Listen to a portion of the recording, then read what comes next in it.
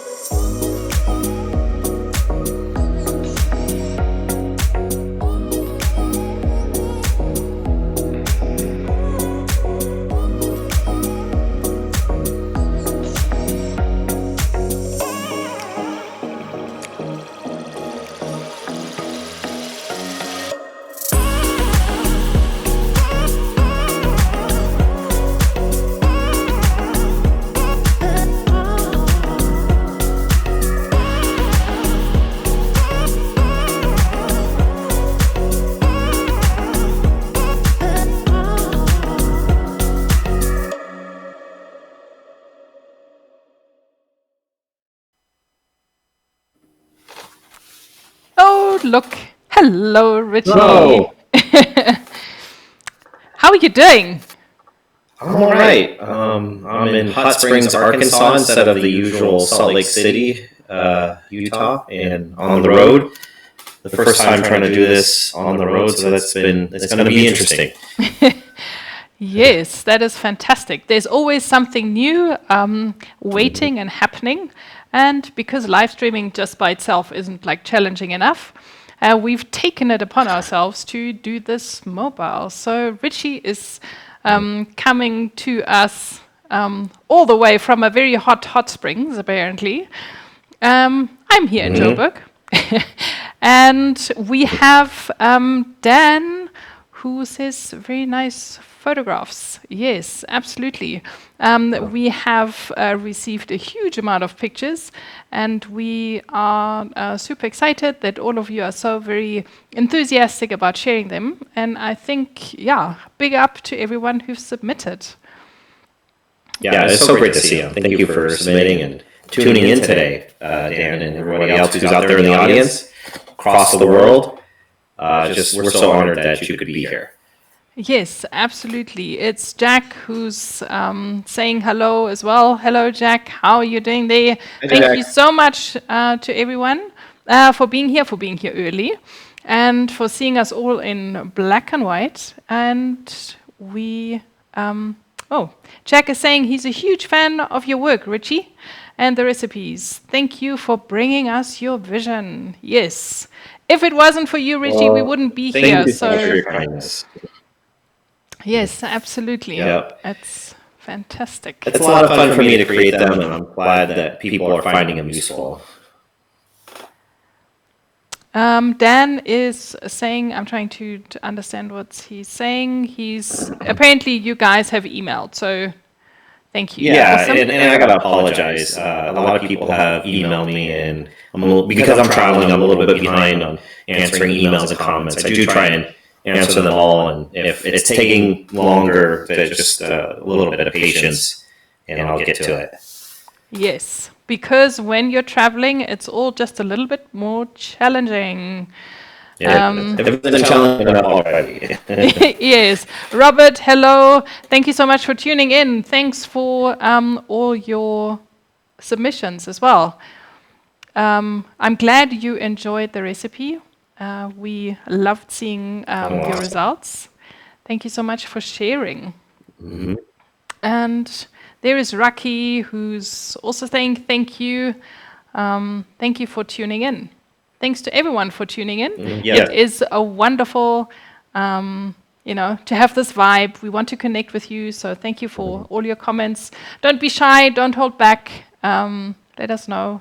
If there are any questions, just shoot our way. And me and Nathalie were talking a couple days ago just about how incredible the Fujifilm community is. And that's you guys out there in the audience across the world. People will go to the Fuji X Weekly website, or go to Nathalie's website, or go to these Facebook groups where you talk about film simulation recipes and everything. Community around Fujifilm cameras is just unheard of, unprecedented in the photography world. So it's just amazing to be a part of that. Yes. Well put. Very well put. We couldn't be in a more privileged place to be able to, engage with this awesome community. And yes, I can only second that. It's absolutely phenomenal. I have some questions to you, Ritchie, while you're busy traveling. Okay. And I'm sure there are a lot of you out there who would like to ask similar questions. The all-important question for me is what are you traveling with? I mean, I know that you're not just on a road trip. There's a little bit more behind there. But what does Ritchie travel with when he's on a road trip? A massive echo on Ritchie's audio. I guess we'll have to figure that out. Sorry about that. My camera bag is very small. I've posted an article about it before. My ultimate travel kit. What's inside the bag is a little different on this trip. I have a Fujifilm X100V and I'm only using the Tri-X400 recipe on that. Just one camera, one lens, one recipe for that camera. And then I have the Fujifilm X-E4 with the 27mm 2.8 pancake lens on it. And in that, I'm using Kodachrome 64 recipe, the new Natura 1600 recipe that I just published. And then I have a bunch of experimental recipes on there that hopefully will be on the website before too long. So that's what I got in my bag, and that's the extent of my kit. However, my wife has her camera in her camera bag, and so I'm able to kind of swap out some stuff with her. So I've also used the 90mm f2 lens a little bit as well. Okay, sure. But when you're talking about the Xe4 and the 27mm lens, it hardly doesn't get any more compact than that. I mean, no. And the two cameras, the X100V and the Xe4 with the 27mm lens, are about the same size, and they both fit very well in that camera bag. And just repeat the recipes just for everyone in case you want to make some notes. This is, just something on the side. We, we always have our special occasions that we talk about during the main show, which we will get to. And I'm sure we will cover travel recipes at some stage as well. But this is just like a bonus. Mm-hmm. So maybe if you can just X100V, it's Tri-X only. And then on the Xe4, I got the Kodachrome 64 film simulation recipe, the new Natura 1600 film simulation recipe, and then the rest of the C1 through C7 slots, so the other 5, are all hopefully upcoming, experimental recipes. Okay, awesome. That is brilliant. I would just like to ask the audience how Ritchie's audio is now. I hope we've been able to eliminate that echo. If you can just give us a little bit of feedback, that would be awesome. Thank you so much. And speaking of giving us feedback, we would love to have any questions that you may have. Feel free to ask them in the comments. We want to answer those. Anything you want to say, statements or anything like that, we'd love to hear from you. This is an interactive program, so the more that you chat with us, the better the program is. So just just fire away with whatever you got. Yes, don't hold back. Fire away. Fire our way. Speaking of firing away, I have, as always, our trivia deck, and I want to ask the audience a question. So in case you are tuning in for the first time, we have this fun little game here that I've discovered not too long ago, and we choose one question, and then we would like for you to see, we want to build your photography knowledge. It's really not all that serious, so don't go all competitive on us. And please don't try not to Google anything. We give you a couple of minutes, but if you can just, see, and then shoot your guesses or answers our way, that would be really cool. We just want to have a little bit of fun and, see if we can learn something, isn't it? So I've got a question here, and that is a really cool one. So let's see. It's in normal daylight. The human eye has an f-stop equivalent of what? Ooh, that's a good question.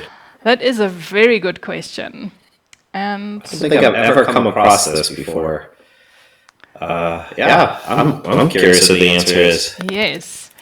I'm not going to turn the card around to see the answer. So I'll put it here, and I'll ask you, send us your guesses. Let us know what you think. What f-stop we see in normal daylight? I'm gonna throw out a guess. I'm gonna just throw one out. I have no idea the answer, but I'm gonna say f7.1. That's my guess. 7.1. Yeah. Okay. Why 7.1? It's a wild guess. I didn't want to go with F8 or something like that. I figured that would be too obvious.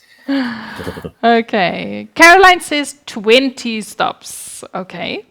Cool. So F20. Is this I was thinking like depth of field, not so much like Amount of light. Oh, Yes. okay. I had it all wrong. I was No, way off on. No, you've got it right, Ritchie. We're looking for an f-stop, so we're not looking for a dynamic range. We're looking for an f-stop number. So I assume that maybe Caroline means 20 stops of light, or she means f20. And okay, Rob says more than 20. David says F8. Hi, David. How are you doing? And thank you for joining us today. F8. So we have 20, more than 20, 8, and 7.1. Okay. Let's keep the guesses going. We'll give it another couple of minutes, and then let's reveal what the answer really is. I don't know either. Okay. Ivan says, I think it's F8 in the day and F2 in the dark. Okay. Well, I don't know about a bonus guess here. Yeah. Yeah, trying to get brownie points. That's cool. And Dan is guessing F4. Okay, so that's good. We're getting you thinking. That's nice. So cool. Awesome. Keep on, keep bringing them, and and then we will revisit this just now.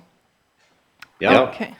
Yeah, so what's great about going back to the travel kit, it's a little, my camera bag is a little National Geographic bag, and it's very small, but what's perfect about it is it fits in the center console of my car. So I guess if you're watching this and come across my car, if you break into it, you'll find a camera bag in the center console probably.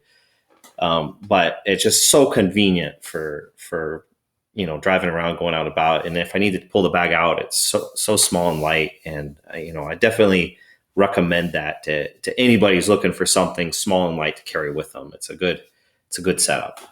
Yes, that's awesome. Just another quick question. If we can get some more feedback from the audience on Ritchie's audio, that would be very helpful. Thank you, guys. Thank you very much. And I think light and small, it's just there's so much to be said about keeping it small. Much because there's just no thinking. You just grab that camera and it serves you well. So you guys in the audience, what do you guys do when you do travel photography? What do you bring? What's your gear and camera bag and all that stuff? Let us know. I'd love to hear it. Yes. Just together with your guess about the f-stop, what do you travel with? Do you travel? Where have you traveled to recently? Are you traveling soon? All those travel-related comments would be really cool to have.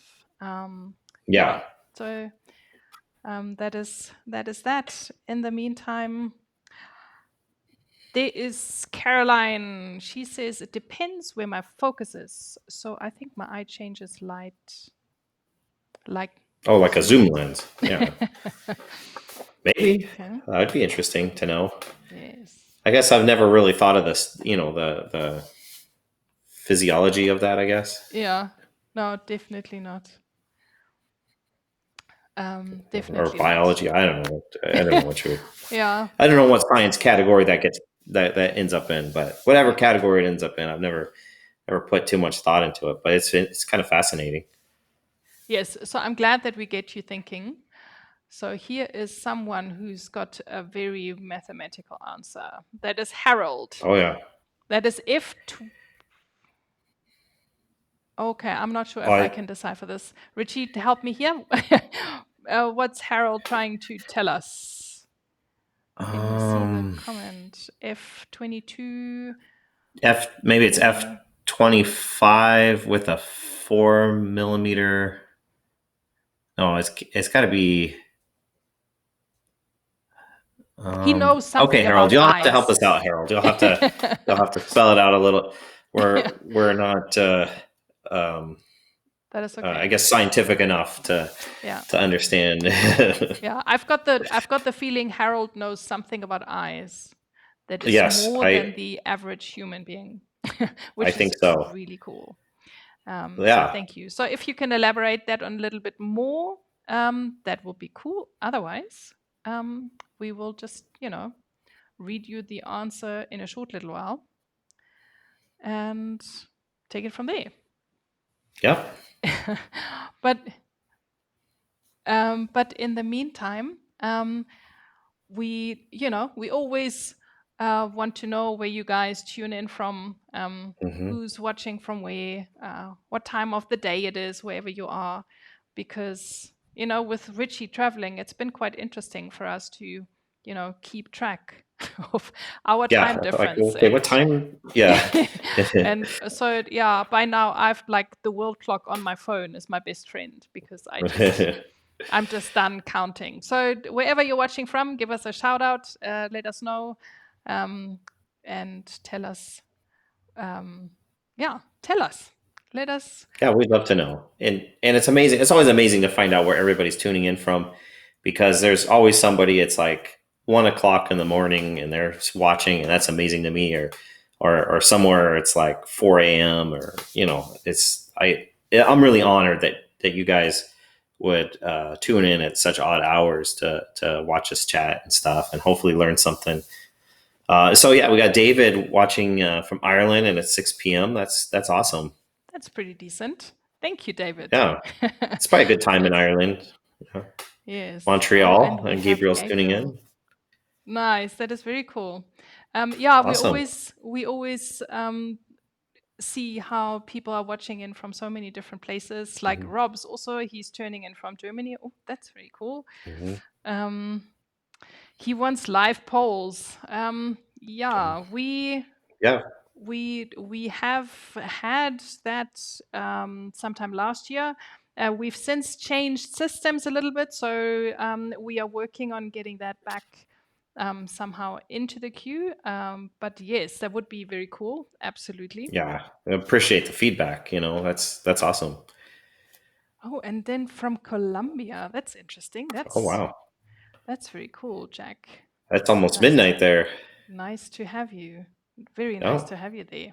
Oh no, it's almost noon. I'm reading it wrong. Sorry, my screen. I'm using a laptop for the first time, and the screen's so far away. It's hard for me to read it. I almost need glasses or something. Yeah. Yes. So what I wanted to let you know also before we, have to move on here, is that we started with this pre-show because we just wanted to have a little bit more time to chat and to answer questions that may not be related at all to what we're talking about in the show, and just give you guys the opportunity to, chat with us. So we want to have a casual chat. We don't really have any structure here. Just tune in, just shout out, because this show is for you, and we want to meet you, we want to get to know you, we want to, find out what it is that you shoot, that you love, and maybe things that you may need help with. So please use this platform. We are only too happy to answer whatever questions you may have. And then we have Kendra. Hi, Kendra. Thank you so much for tuning in. It's so good to have you with us. We have a little bit of a something later on in the show prepared with Kendra, so don't miss out on that. And then Eva is tuning in from the Netherlands at 7:00, so that's pretty decent. Yeah, Europe, I think that's a good time. for Europe, this time works pretty well. Drock, of course. I assume that is the town where he's tuning in from. I don't know the town, I'm sorry. Shall have to travel there. Oh, good. The audio improved. That's great. Thank you so much for letting us know. I'm so relieved to hear that. That was a bit worrying. Yeah, there's always, when you're doing a live broadcast, there's always problems that can come up that are completely unforeseen. And so glad we got that fixed. Yes, very. And we have Agos from Latvia. That's also different. Thank you so much for tuning in. Awesome. But I think before time ticks away too quickly, I think we need to lift the mystery of the F-stop. Are you ready? Let's find out. Okay, let's find out. So the actual answer is very close to what a lot of people almost have guessed. So my clever answer sheet here says it's f8.3. Oh, okay. A lot of people were very close. And I think F8's probably the closest. Yeah. yes, That'd be close absolutely. enough in my book. Yeah. Yes. So well done to everyone who's almost Yay! got There's it no right. prize, but if you guessed No, F8, you can tap yourself on the shoulder. Yeah. Yeah. Woohoo!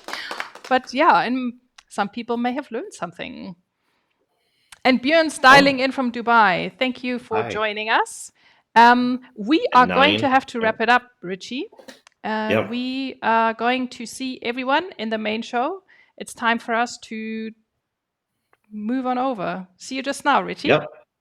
In about 1 minute. Okay. Bye for now. Bye.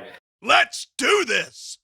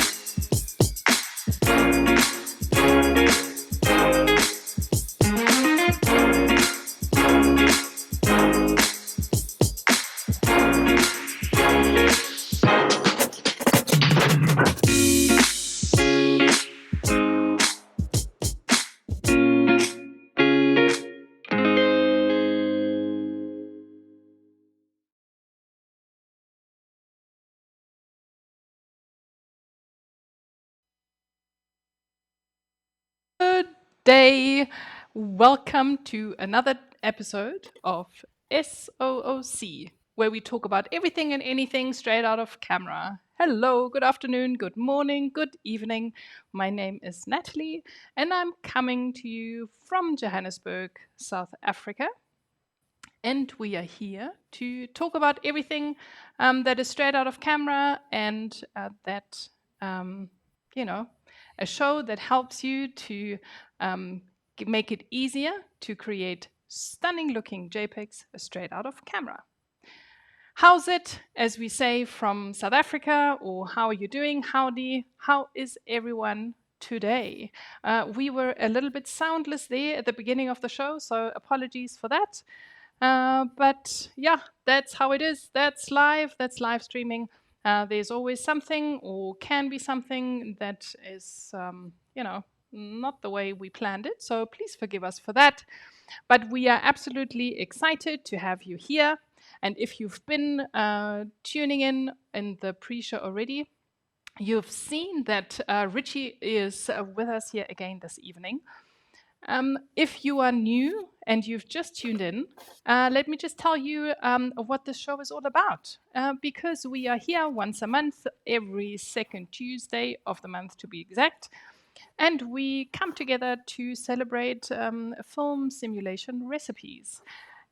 And we share some tips and tricks to make it easier and better to get you shooting and less editing, so that you can enjoy super awesome looking JPEGs. And I am, like I said, not here by myself.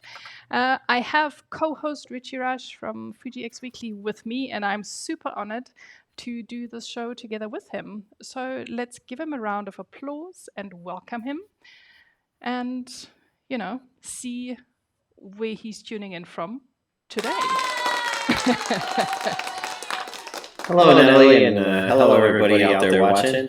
Honored to be here with you and tuning in from, joining you live from Hot Springs, Arkansas. And so, first time here. It's been an interesting adventure, and I'm on the road. It's the first time trying to do this remotely like this from a place that's not my home or anything. Yes.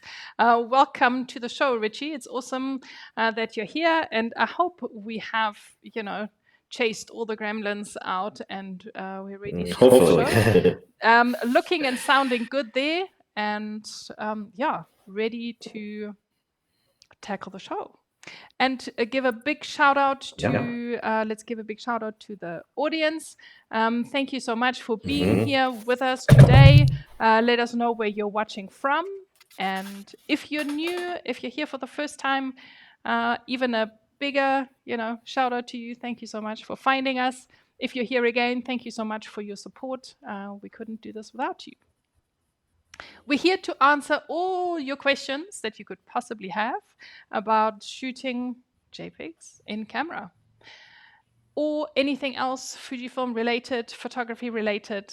We would love to hear your questions, and so just shoot them our way. Yep, we're here for you. So this is your platform for us to help you. So season 2, we're doing things a little different. We started out with a 30-minute pre-show, which is where we have an informal chat stuff and just kind of warm up before the show. And Nathalie, we do the viewer images thing, so you can tackle that one. We show all the viewers uploads during the pre-show as well, because you are so awesome and you send us so many pictures that we want to, show.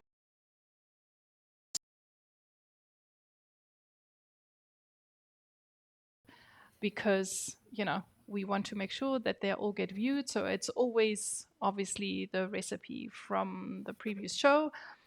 And this month, again, it was absolutely phenomenal, everything that you have submitted.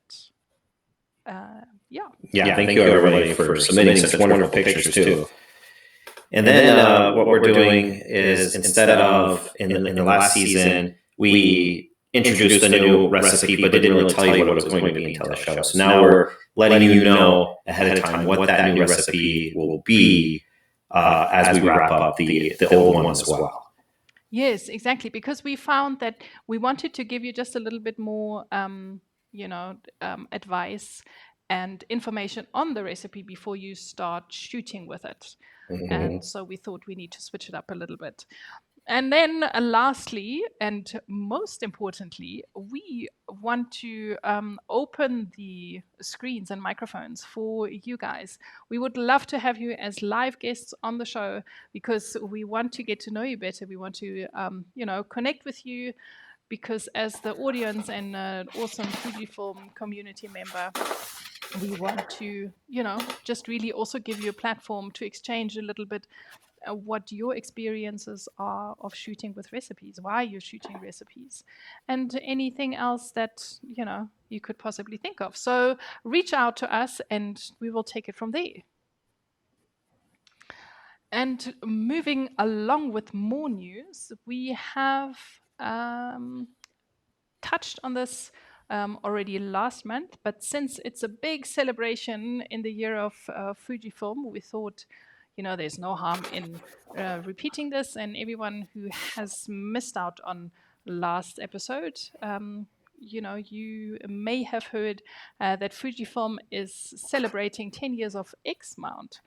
which means that it's 10 years ago since the X Pro 1 was first launched. And so Fujifilm is doing a huge celebration around this and is inviting the whole awesome Fujifilm community to contribute images on the social platforms. If you share your images with the hashtag 10 years of X-Mount, you stand a chance of getting your images featured on those global platforms. So we want to invite you to do exactly that. And then also... And this month, the theme is monochrome, is black and white. Every month, on the first of the month, Fujifilm brings out the new theme. And this month is monochrome. And I thought that was absolutely cool because we've just wrapped up last month with shooting our first black and white recipe, which was triax. If you've missed it, go back to last month's episode and watch that to make sure that you get all the ins and outs on that recipe. And once you start using that recipe, you can't stop. That's the great thing about it. Yes, absolutely. Recipe that you... Fujifilm had this ringing in the ears because they chose monochrome as this month's theme. And I got all inspired because I was like on my black and white mode. And so I shared a couple of pictures that I went through my archives with and looked through, ever since I started shooting on Fujifilm, which is for me 10 years next year. Which I thought was a nice, coincidence. So I put together a little bit of a collection of 10 images that I shared on my Instagram, going through the years from when I first got my first Fujifilm camera, which was an X100S, and was absolutely loving it. And shot, for a number of years on that camera before I moved on. So the second picture is from a year later in 2013. And then in, 2014. Then 2016, I went traveling to Vietnam and shot on an XT1, which was actually not even mine at that point. But, that was the point where I then, returned from that trip and said, okay, it's got to be Fujifilm all the way. And then 2015, I think this was where I then, did a few more photographs with an XT2. This is when I then really got into Fujifilm and was shooting professionally with it already as well. And let me just see, I think I'm getting a bit mixed up with my years here. Then in 2018, I'm, shooting this, for example, this was, like private work, but I'm really like only shooting Fujifilm now all the way. This was shot on an XT30 in 2019. And in 2019, later that year, we adopted a dog. And I shot this image on an XT3. In 2020, I went traveling just before we stopped traveling and shot an image with the XA7. I actually traveled to Germany only with an XA7 and challenged myself to, one camera, one lens, and no recipes really. That's a nice picture too. Yeah, I'm amazed the quality of images that I got from this camera. And then I finally landed on my X Pro 3. That was 2 years ago as well that I shot that. And then in 2021, I shot on my XT3. So this is really just to inspire you to maybe also look through your archives as to what you've shot so far and to, join in on the monochrome theme for this month. You have the whole of May still, to join the community and to post images. And don't forget the hashtag 10 years of X-Mount. And I'm sure, Ritchie, Awesome. you have tons and tons of monochrome images. Oh yeah. Yeah, I shoot a lot of color because, that's a lot of the film simulation recipes are color, and that's the ones that people are more interested in. But I'm always drawn to black and white, and I always have. And I learned photography shooting black and white film, and I try and shoot that whenever I can. It's not the majority of my pictures, but I would almost kind of prefer it to be. So the theme this month is perfect for me. I love it, and I love like using my Triax recipe and stuff like that. So yeah, it's great. Yes. So apart from sharing with Fujifilm Global, we also thought we give you another way you can share some of your images with us and go more back into your archives, because we thought it would be really interesting to hear what your first image was that you shot on Fujifilm that really made you go, yes, I need to get into this camera system because this is why I love it so much, or it makes something so much easier, or colors are so beautiful, or whatever your reasons were why you switched to the system. Like Ritchie and I, for example. Here's Ritchie, one of Ritchie's first images, isn't it? Yeah, so I captured this on a Fujifilm X-E1 about 10 days or so after I got the camera. And it was an in-camera double exposure using the monochrome film simulation. This is before I was making recipes and stuff. But this was the first time of using, I think this is my third attempt, actually, the very third attempt of doing a double exposure in camera. And this was the first time I had done that digitally in camera. I'd done double exposures with film, shooting one right on top of the other. But in the digital world, I'd always taken two separate frames and then in software combined them up to make the double exposure. But this was the first time doing it in camera, and I just love the way that process worked. And this is also one of the first pictures where I was using the JPEG out of the camera as opposed to the RAW file. So yeah, that's why this picture was important to me and made me go, oh yeah, this is a camera that I can use and really enjoy. That's my daughter Joy, by the way, and she was much younger.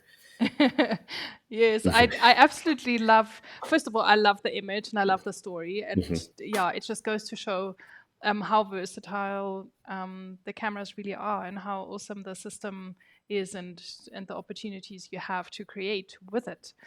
And I love seeing how your kids grow. If you are also a follower of Ritchie's blog and you've been reading his posts, or you come across posts as you go through recipes, you see how the kids grow.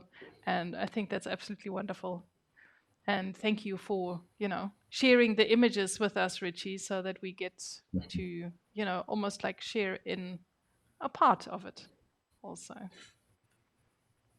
Well, thanks, Rick, for the nice comment, and maybe that's something we can tackle on this show at some point down the road. Is actually doing in-camera double exposures. That would be kind of cool. That would be very cool. That's a nice idea. Let's talk about that. Let's write that one down. Yeah.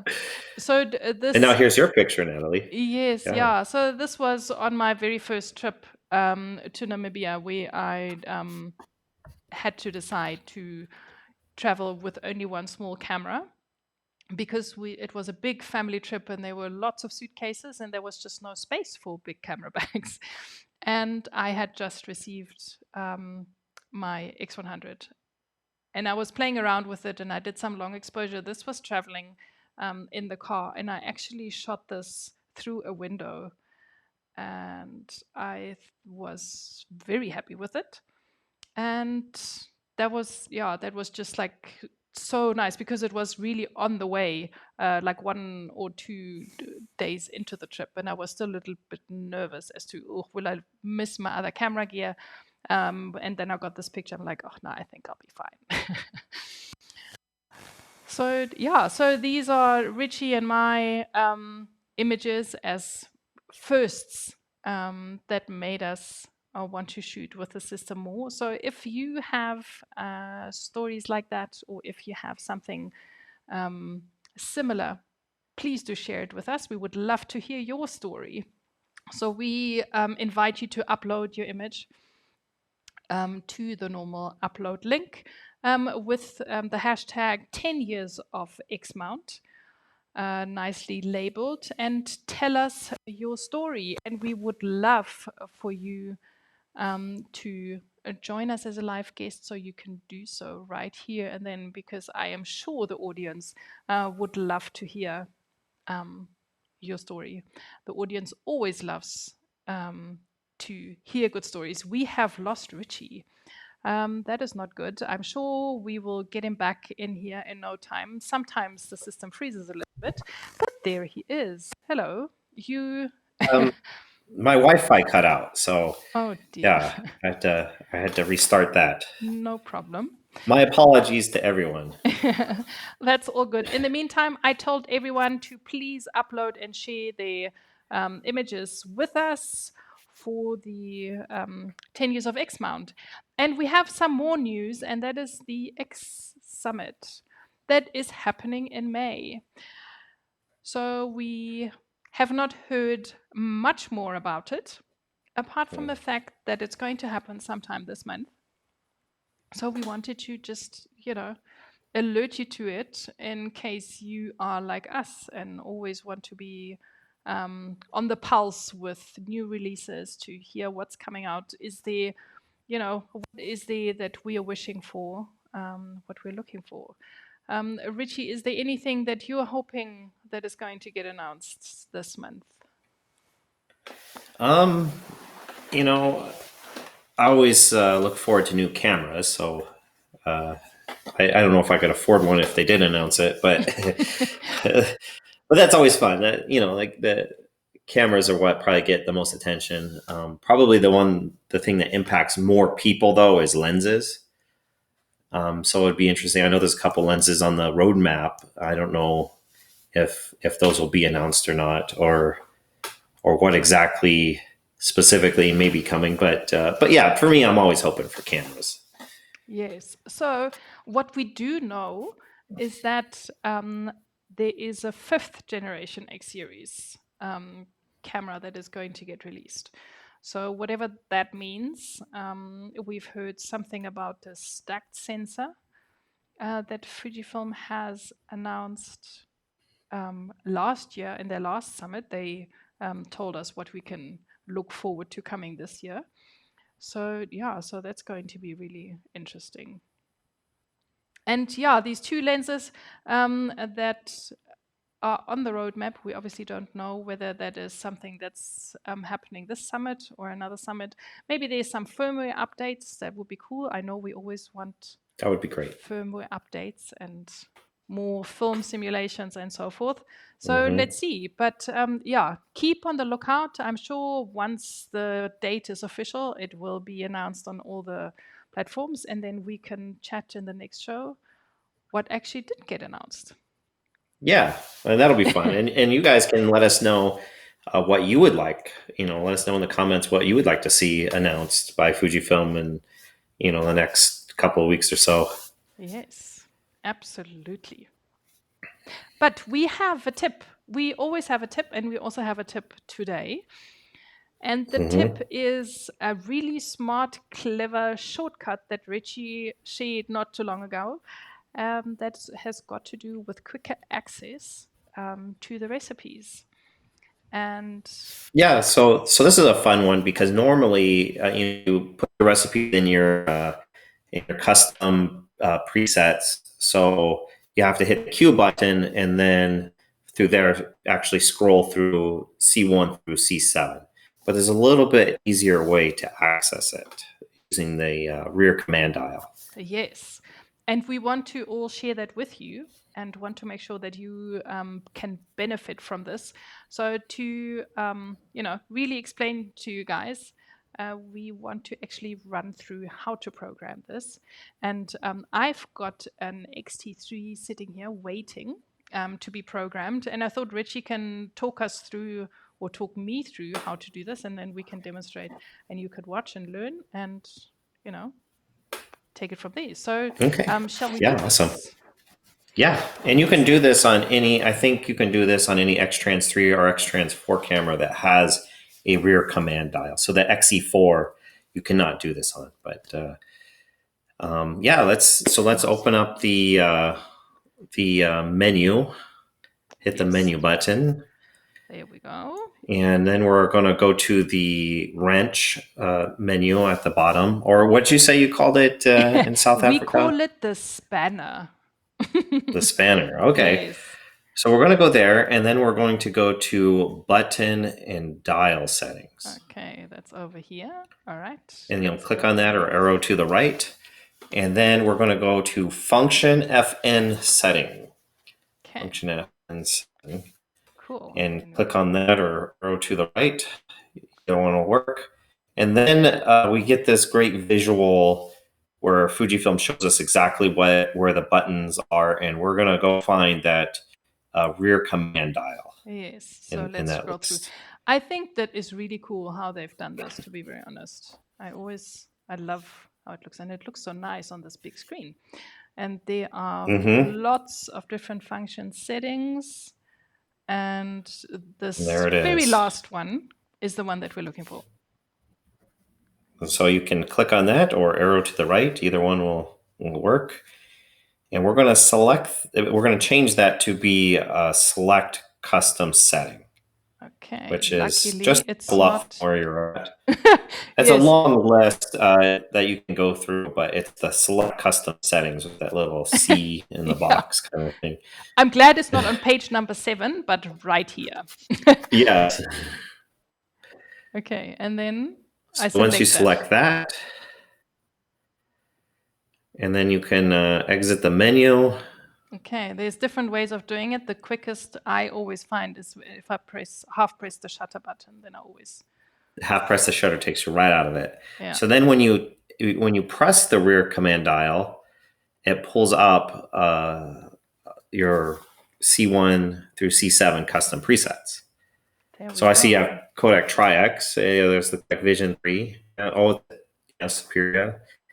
So you have those programs. You can easily go through those, and you can scroll through them either by turning the wheel of the rear command dial or using the joystick if your camera has a joystick, or even the D-pad arrows will scroll you through there, and it's a little bit quicker to access your custom presets that way. Yes, and then how do you select it from here? Do you just press the OK? So you can press in on the rear command dial. You can press OK. Or if you have a joystick, you can press in on the joystick. Okay. And it will select that's that.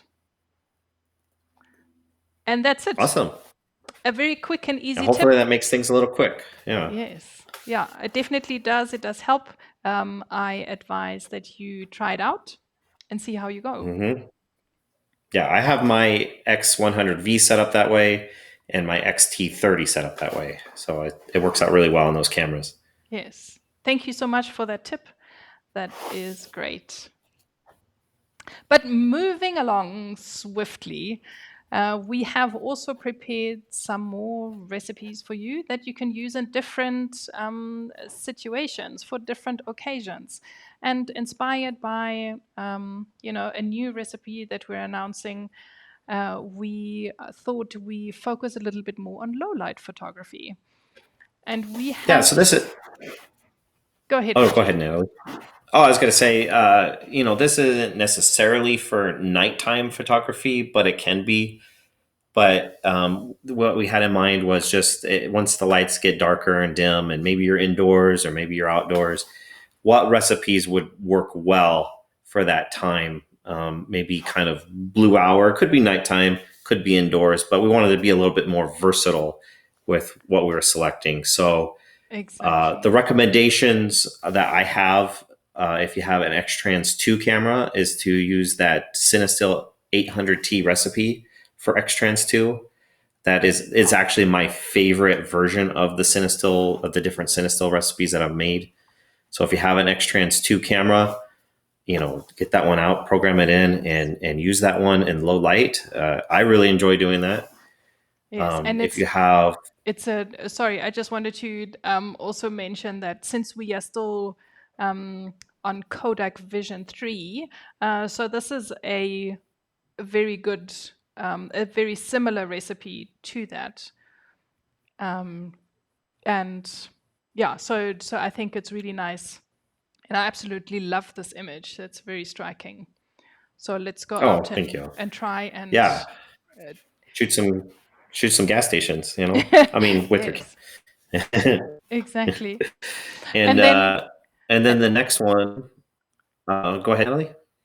yes, and because we want to make sure that everyone gets to try different recipes, and we're all shooting with different cameras here, so we have chosen also a recipe that is for Extrons 3 and 4 sensors, and that is one of Ritchie's classic chrome versions, so it's not just a classic chrome, isn't it? Yes, and this was one of the first 2 recipes that I actually ever made and published on the website.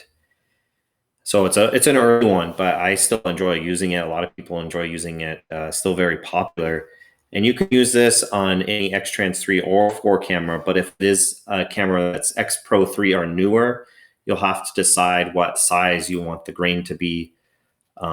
If you have color chrome effect and color chrome effect blue, you can just set those to off and clarity to 0, and it'll work perfectly. I would recommend setting grain size to small. That's just my recommendation. You can use large if you'd like, but any X-Trans 3 or 4 camera, you're good to go with this recipe, and it does really well in low light situations. Yes. And then lastly, a very brand new hot off the press recipe, or straight out the kitchen, should I say? Straight out of the kitchen. The plate is still hot. It just came out of the oven. Be careful, don't touch it. It was released this week and is for the latest cameras. So if you want to give that a try, it's the Fujicolor Superia 1600. And as always, you can read up if you go into the app and click to read on the website. You always get the ins and outs of the details on this recipe and some more information. Like Ritchie's saying, if you have other cameras, you can maybe use it and change a few settings so that you can make it work. Yeah. And just a screenshot this page if you want, so that you have an overview over those 3 recommendations that we give you for Extrons 2, 3, and 4 sensors. You can choose, and you should be fine if you get stuck in some low light situation.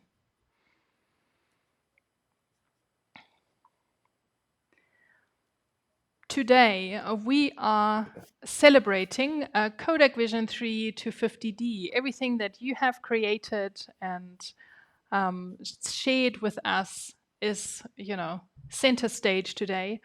And we absolutely love what you've come up with. I have totally fallen in love with this recipe because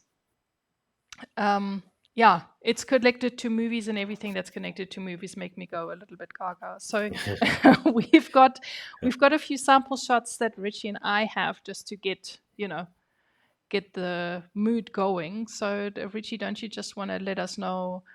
Yeah, absolutely. And the funny thing is, you said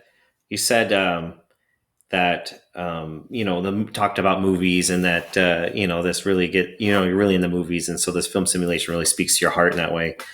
But I actually got a message not that long ago from an actor, a Hollywood actor who's been in movies and TV shows and stuff. Oh, right. And he uses film simulation recipes, and he told me that this the Kodak Vision 250D is one of the recipes that he likes to use. So I just found that interesting. Yeah, his eyes must be tuned into this kind of a look.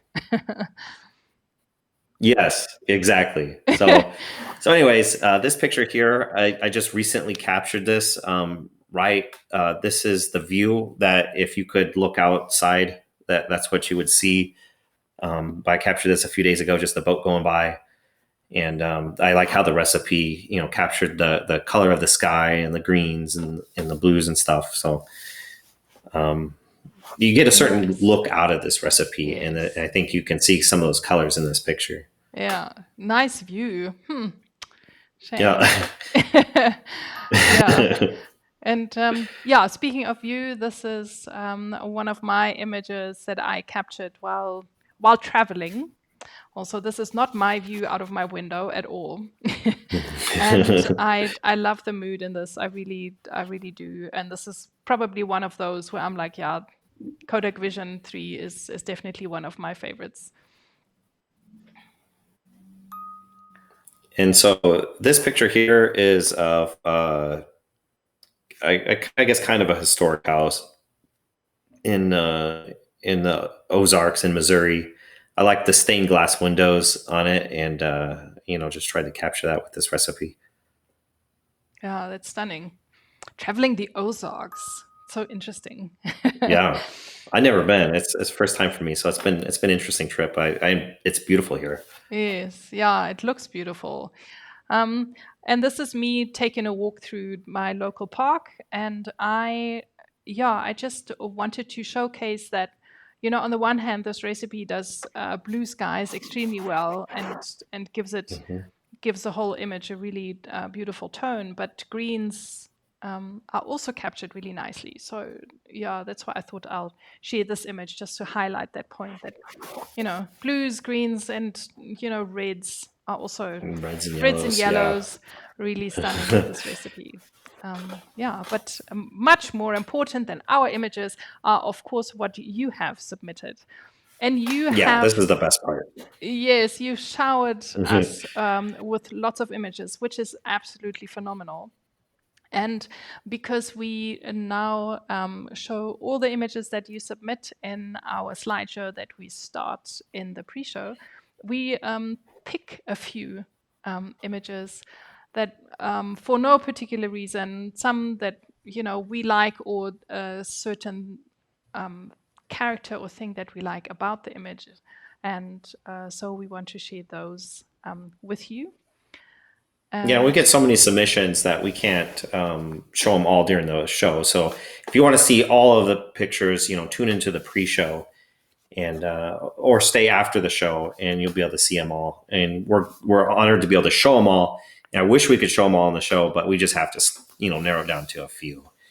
Yes. And so this image here is one I selected. Martin Wong captured this. I love the symmetry of the building here, with the different escalators going different directions and stuff. And this image stood out to me from that point of view of just the design of the image itself. Yes, and talking about design and geometrical shapes, this is why I thought this image here submitted by Sanjeev was so very catching. I love how he captured the light and shadow here in this image. So very well done on this one. Yeah, and Robert submitted this picture of looks like an abandoned place, abandoned location. I love abandonment photography. I love going to places that have been forgotten to time, and they're just falling apart and decaying. And it adds a little bit of a mystery how it was framed through what looks like a fence where you can see in. And the pictures like that speak to my heart, and soul. So I just love it. Thanks for submitting that one, Robert. Yes. What do you all think? I also absolutely love that one. Let us all know what your thoughts are on these pictures that we're sharing with you. And I also absolutely love this image here that David shared with us. Exceptionally well captured. Panning is not easy, and for the faint-hearted. No.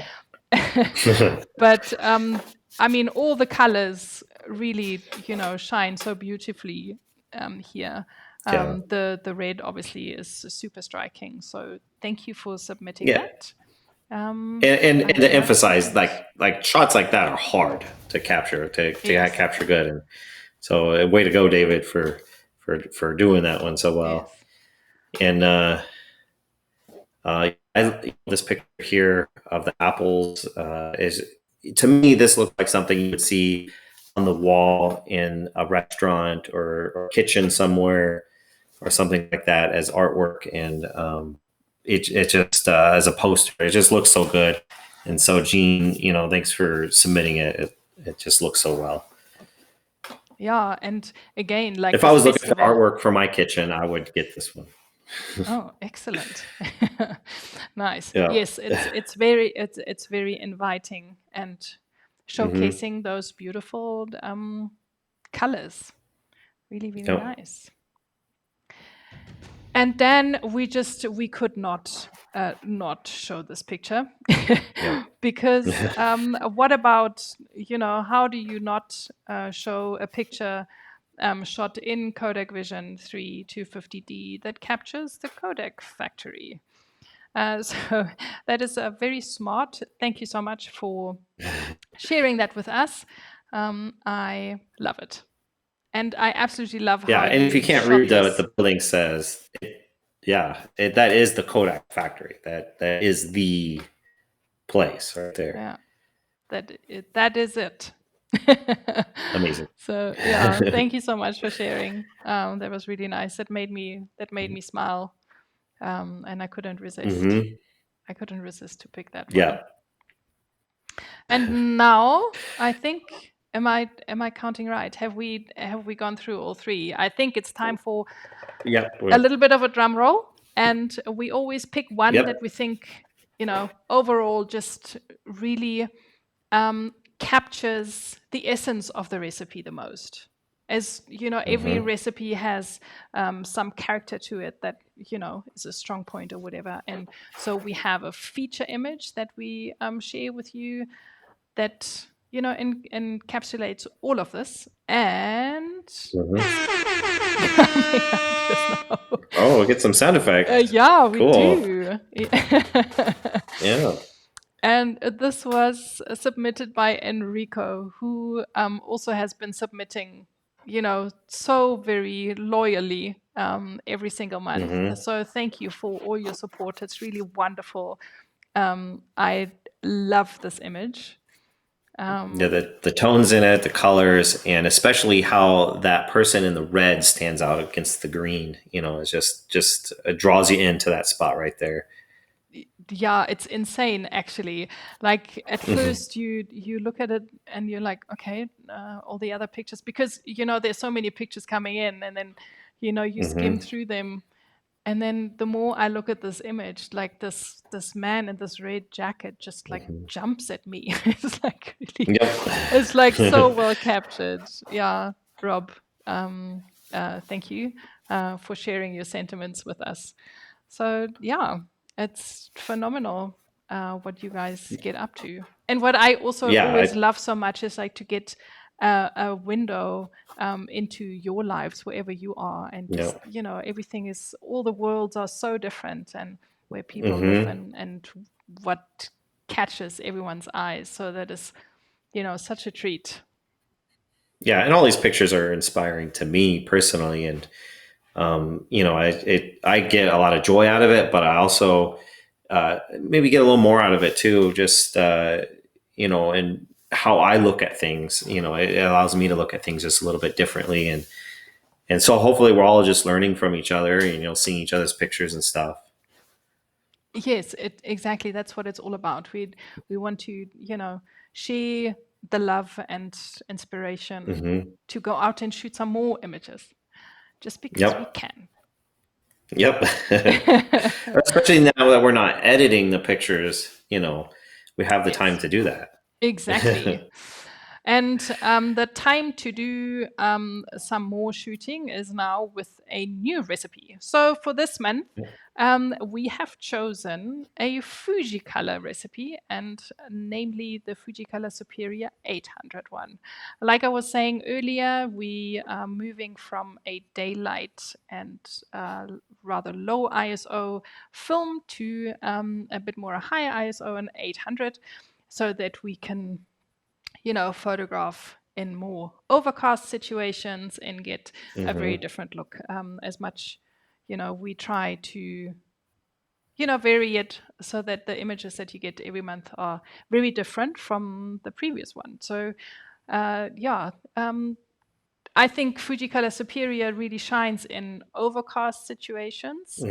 Ritchie, you can share with us just now what your expert view on that is. But before we do that, I'm super excited to announce this video that's coming up just now that Kendra did on her YouTube channel. Kendra has been tuning in to our show before and submitted some images, and I have come across that she has been creating some videos on all the different recipes, and I thought that was really cool. So big shout out to you, Kendra. It's absolutely wonderful to see what you're getting up to on your channel. So let's watch that video, and let's see you just right after this. Hey guys, what's up? Today I'm sharing some photos that I took with my Fuji X100V using the Fujicolor Superia 800 recipe from Fuji X Weekly. The recipe will be shown at the end of the video and is also linked down below in the description if you want to check it out for yourself. This past weekend, I went to check out a new farmer's market in Saramone with my brother and mom. I chose a recipe that uses the classic negative simulation because I feel like classic negative suits overcast days really well. I'm very happy with the way that these photos came out. I wish that the market was bigger so that I'd have more photos to share with you guys. I honestly might have to revisit this recipe in the future because I really enjoyed using it. Compared to the Fujicolor Pro 400H recipe, this one has a little less contrast, so I think that this recipe is more suitable for my everyday photos rather than the more stylized look of the Pro 400H recipe. So just keep that in mind if you're comparing some recipes that use the classic negative simulation. If you have a recipe that you'd like to see me try out, please let me know in the comments and I will get back to you.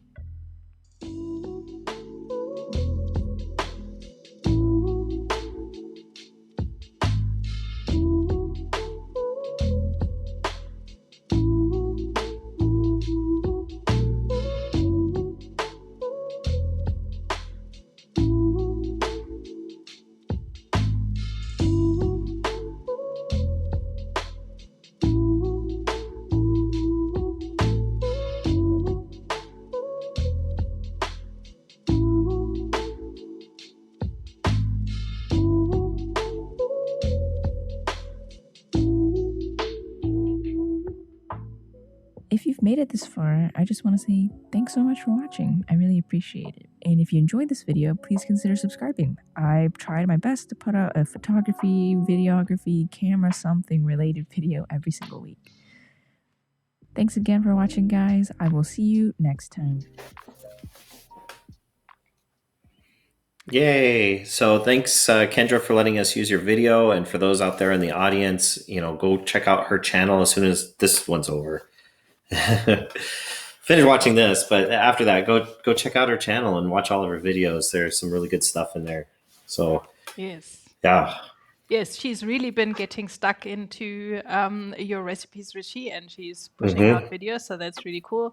Thanks also from me, Kendra, and so that I thought was a really nice introduction to what's coming to your cameras this next month. Hey, Kendra. Yes.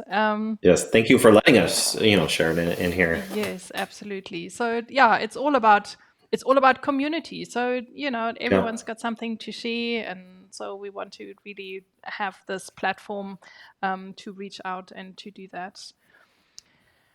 And let's have another closer look at this recipe. Yeah. So if you want to just share a few tidbits, what you think is a strong point for this one? So Fujicolor Superia 800 film was one of your best options for high ISO color film. And obviously with Fuji, that means greens. I think of greens and stuff like that. And this particular recipe, I think, does really well on overcast days. I think that's when it really shines. If it's a rainy day, it's perfect. It does well in sunny and indoors and all sorts of things. But, if it is overcast or rainy, you got to program that one in and give it a try. And so the recipe is that we're shooting is actually the X-Trans 3 version. And you can use that on your X-Trans 4 cameras just by, setting color chrome effect blue to off and clarity to 0. That's what I did. I chose the grain size to be large, and it works just fine on the newer cameras. So this is actually on my Fujifilm X-E4. That's what this picture here was captured on. And it was an overcast day, but the sun was shining through a little bit. And you can just see how the greens show up in it. It's really nice. Yes, lots of greens, definitely. And yes, and we've chosen a recipe that's a little bit more versatile so that we can, share that with more of you to be able to shoot firstly on more cameras and then also in more variety of settings. Like this one here that I shot on an overcast day. So I really like how the, saturation of the colors comes through. So it's definitely something that's going to, be a lot of fun to try out.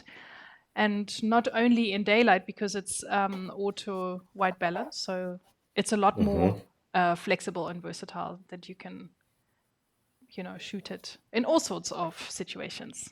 Yes. Yeah, it's a very versatile recipe. And I know some of you probably never used it before. I think once you program it in and you use it, you're going to find that you really like it. Yes, exactly. You will. There's one of these waterfalls that are just all over the place in the Ozarks, and you can see how the greens once again really show up in the picture. Yes, lots and lots of green, and that won't change with the next picture either. We definitely want to drive that point home. So yeah, it does extremely well with green trees. But go out and try it and discover for yourself what else it can do. And we got more green here, but I guess the point of this one was more the flower itself. It's not too vibrant. Sometimes colors, when you have a vibrant color, it just explodes with color too much. And this recipe keeps it just under that, And so, something that's got a lot of red or magenta or something like that, it does well with this recipe. Yes, that is stunning, and lots of inspiration there, Ritchie, for people to try that out. In fading light, in sunsets and so forth, it also does really well. I had a lot of fun the other day in the park when I was there when the sun was going down, and it's giving me that really silvery look on this image. So I was having a lot of fun with that. So I can only invite you to try it out. You will be definitely. It'll be a lot of fun. We hope you will enjoy it, and can't wait to see what you come up with. And I just also I'm looking forward to that. Just ask again in the audience. We're here, we look at the different recipes and we think what could be interesting to shoot, but, don't hold back. Is there anything, that you would like us to share? Is there another recipe that you would want us all to try? Or any other question, any help that we could have? Because we look at through the forums, and, Ritchie also gets a lot of comments on all his blog posts that relate to the different recipes. And if there's any way we can maybe help you to wade through recipes and to get a handle on how to shoot with them, then do shout and send us a message, or if there's something that we can answer here right now, or something that we can maybe improve on in the show. We're always open to see if there's something else that we can change. Okay, Warren is asking that there are two recipes on the site. The one uses classic negative and the other one uses ProNeg standard. Can you comment on the differences? Yeah, absolutely. So the original one that I created was the one that uses Pro Negative standard, and it came out before Classic Negative even existed, and that's the one we're using, the one that uses Pro Negative standard. You can try that recipe with, just changing it from Pro Negative standard to Classic Negative to see what the results are. The newer recipe that uses Classic Negative is probably more accurate to the film itself. The results are a little bit different because the Classic Negative film simulation is modeled after Superior film. It's going to just render it more like you would see the actual film look. But that doesn't mean the old recipe doesn't look good or you shouldn't use it or anything like that. So I guess it's I guess that's what I would say. Yeah. Sorry, I guess that's a nice variation also, so that people who have the newer cameras and can use the new recipe can, compare what it does. And there are quite a number of recipes that, Ritchie, you've created like way back when, and then a new film simulation came out, and that made creating that recipe, I don't know if it makes it easier, but maybe it makes it a bit more accurate or shows the look of it. I think the new tools... the new tools that Fujifilm is constantly giving us is amazing and great. And it allows you to do things that you couldn't do before. I would say the more tools you have, the more difficult it actually becomes to create the recipes, just because you have, the more options you have, the more you have to look at, the more you have to consider and things like that. But I do love that Fujifilm is constantly giving us new tools, new film simulations, new things like color chrome effect, clarity. I'm curious what they'll have in the next generation of, X-Trans when that comes out here real soon. And so there's always new things, and that allows us to get different looks and stuff out of our cameras, and that's part of the fun of it. Yes, and that keeps you on your toes, I guess. Yes, always busy. Fabulous. Yes. So everyone, grab your cameras and dial in this new recipe for the month, Fujicolor Superia 800. It is. Take a screenshot if you want, so that you set yourself a mental note and, get dialing in straight away, and also make sure. And you can find it in the Fuji X Weekly app as well, and you can just look for that picture of that coffee, and you'll be able to spot it pretty quick. Think coffee, think Fujicolor Superia 800, and upload your images right here on this link. Definitely screenshot this one, so that, we get to see what you come up with. We had to change the deadline for our uploads a little bit, because you upload just so many images, and we need to do a little bit of work behind the scenes before we can go live every second Thursday of the month. So please submit your images by Tuesday before the show. So this next show's deadline is the 7th of June. We will make sure that we communicate that also on the SOOC.live website, and grab a screenshot here and mark it for the 7th of June. So you have a month to play around with the recipe and share those images with us. You can upload from tomorrow morning and start sharing away. We can't wait. Yeah, and that's my favorite part of the show, is just seeing your guys' pictures. And so, just, get that recipe programmed in, start shooting, start uploading. It's exciting times. Yes, absolutely. And if you have any questions about this recipe, how to go about it, please don't be shy, share away and ask us anything and everything. But the images that you upload, they stand a chance to win a draw. But there is a comment from Torsten, and he's saying, does the light of a continent influence the result of a recipe? I find the pictures I take in Germany in German light look different from those from America or Africa? That is a very interesting comment. And I think I have noticed that as well when I shoot in Germany, which I will have the privilege of doing very soon. Have you come across or have you heard people talk about this, Ritchie? Well, I'll tell you my experience. So I've been in Salt Lake City, Utah, the last 6 years, and then we came out here to the Ozarks and to Hot Springs, and I was having this conversation with my wife that the sky looks different. And I think for here, it's probably maybe the elevation change accounts for that, and maybe even just the particles in the air.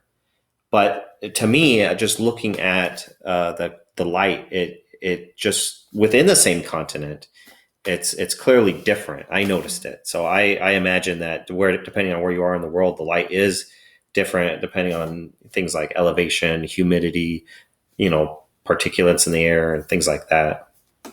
Yes, and I found especially in Germany, often the light seems so much more diffused.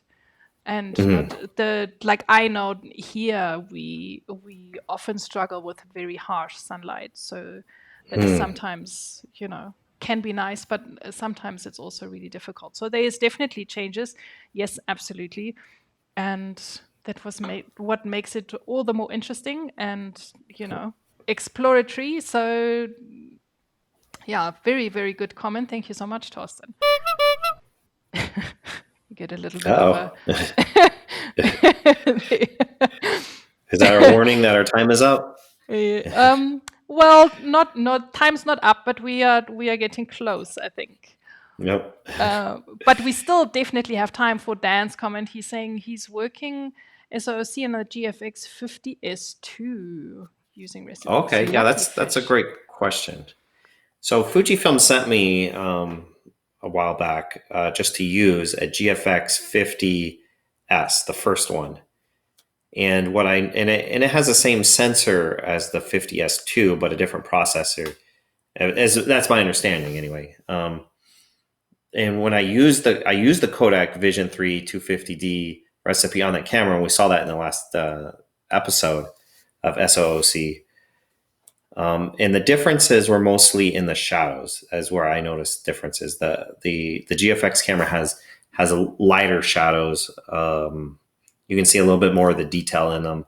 And I think the color rendering was very similar, but just ever so slightly different. Maybe, if memory serves me, it was maybe even slightly warmer, but just by a hair. But it's very subtle differences. So the recipes will work, but they'll look slightly different. Okay. I think what I remember comparing it, I think what I actually said at the time, maybe a year ago or whenever it was that I felt like shooting on the APS-C was almost like shooting slide film, and shooting on the GFX is almost like shooting print film, as far as kind of that. I don't know if that makes any sense. It makes sense to me, but I don't know if it makes sense to anybody else. That's very interesting. And if you haven't seen that, go and watch last month's episode to learn all about that and watch Ritchie's video. Raki saying, is it possible to use Trans 2 recipes for Trans 3? For example, Kodachrome 64 on an XE3. It is possible. It will look quite a bit different. The X-Trans 2 was probably the most different as far as the rendering, the color rendering and stuff of all the different sensor generations. So it is technically possible to do it, and feel free to try it for sure. Don't be hesitant to try that at all. Always try. You might really like the results, yeah. But it will definitely look different. Yes, but at the end of the day, it's important that you like it, so give it a go. Yes. Yeah, because you might really love it. Yes, Caroline is saying, I find that sometimes I still have to edit the JPEGs in Lightroom or go to X-Raw Studio to change the grain size in order to change highlights or shadows. So, whatever process works for you. What we're trying to do on the show is just unedited, straight out of camera JPEGs to save you time. XRAW Studio is kind of similar to doing it in camera. I haven't used XRAW Studio in a while personally, but I know some of you out there use it a lot. Volandes is an example of somebody who has used, like, for example, the Portra 400 recipe, and then he goes in and makes adjustments in Lightroom to it. He's got a video out there about that specifically. So there's no one method that's right. It's whatever works for you in your photography. Yes, there's no straight out of camera police. Yes. Not really. I mean, some people have stronger opinions than others, but at the end of the day, what we would like to do is we would like to inspire you, give you tools to make your shooting experience an easier one, and to get beautiful looking JPEGs. Yeah, exactly. Okay, we've got a comment from Rob. He says, I found it quite difficult in contrasty situations to not blow out the highlights with the Vision 3 250D, but really loved the results when I got it right. So the Eterna film simulation does a really good job on its own of handling the highlights. Fujifilm programmed that one really well for that, but it does use DR100. And so one solution might be to, in those really bright highlight situations, is maybe just increase it to DR200 and see if that, holds that back, and keeps it from clipping, or reduce the exposure a little bit. There's a couple different strategies that you could try. Yeah, very high contrasty situations are tricky at the best of times. So you need to choose, you win some, you lose some, especially thinking about the fact that, especially the recipes that are modeled on actual film stock will have less of a dynamic range just because film had less dynamic range in general. I think we're incredibly spoiled now with digital and humongous amounts of stops that we can capture in image. Even how film and digital, handle their dynamic range is different. Film tends to have more room in the highlights and less in the shadows, while digital tends to have more room in the shadows and less in the highlights. Yes. So it's all a road of discovery. Yeah. Björn says, always find that multi-exposures are harder than we think. They are. There's no doubt about it. Yes. Yeah, a really nice challenge. So, Ritchie, I think we need to take that offline and see what we can do with that one. Sure. Yeah. Fabulous. And Oliver has a comment. He says, what do you guys think of third-party lenses, specifically the Chinese ones, such as Pergear and Seven Artisans? He says I have some experience with both of those. I'm so sorry. There is a follow-on question that says, dang, and my question is, how do you guys like third-party manual focus lenses with Fujifilm simulation recipes? Okay. So obviously the lens itself can affect how the recipe renders, just depending on the coatings on the lens. Some lenses have a little bit warmer, cooler coatings on them, the micro contrast and stuff like that. I have used Pergear and Seven Artisans and stuff like that, and I think what I really like about them is that they have a lot of character. They have a lot of flaws, which is what gives them, a lot of their character. And so you can get some really interesting results. At the same time, those flaws can also ruin a picture. So it's just depending, like there's one lens, and I can't remember which one it was off the top of my head, that had a bright spot in the center of the lens that you could clearly see, and quite a bit of vignetting. And so I could easily make your image, or it could ruin your image. Sometimes the flare and stuff like that can get crazy, which again can make the image or break the image. So if you want to infuse a lot of character and kind of some of that analog-like character into your pictures, those third-party lenses, like those cheap inexpensive ones from China are a great way to do it. But at the same time, if you don't like those kind of flaws to be in your pictures, then maybe those are ones to avoid. So it could go either way. So I'd like to think that flaws give character and, are a good thing.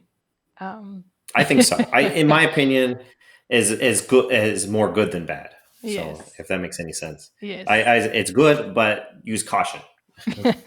Exactly. So when you upload your images with us, you automatically enter into our lucky draw. And every month we give away a 12-month subscription to the awesome Fuji X Weekly app. And we are giving one away again before we go our separate ways. So it sounds like the sound guys have found the sound effects. Yep. They're having fun. That's what's important. They're having fun back there. Exactly. Yeah. So everyone who submitted, thank you once again for all your awesome creations. One of you guys will walk away with a subscription. So can we draw the wheel and see who our winner for this month is, please? Okay, there we go. All the many colors. Let's see who won a subscription. And it is Barry Stud. Congratulations. Congratulations for being our winner this month. And thank you for always submitting your images. It's clearly paying off. Please do get in touch with us so that we can take it from here. If you already are a Patreon, do get in touch with us anyway. We will see what we can do for you. We'll work something out. Yeah, just reach out to us in some way, either on social media or email or whatever. Don't stay silent, whatever it is. Yes. We also have the SOOC.live website where we have all our past winners. So if you are not sure and haven't watched all the episodes, do head on over there and see if you can find your name and reach out to us. Yeah. We give absolutely one subscription away every month. And we definitely want to make sure that we want you to join us as a live guest.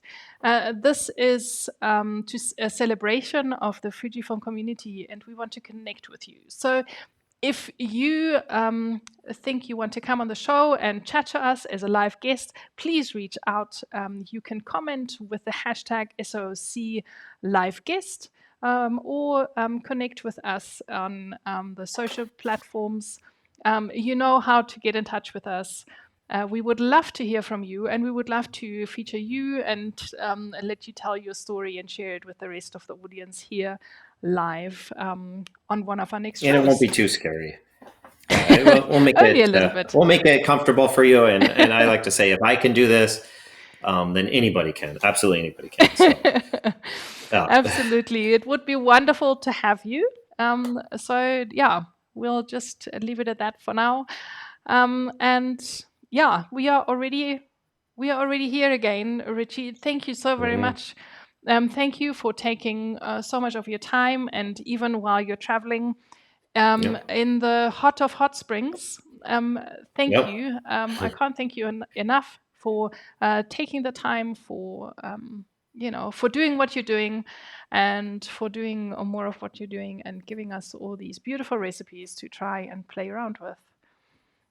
Well, thank you for having me on, and in doing this thing together. This SOOC video, and I really appreciate all those who are out there watching, who tune in and take their time.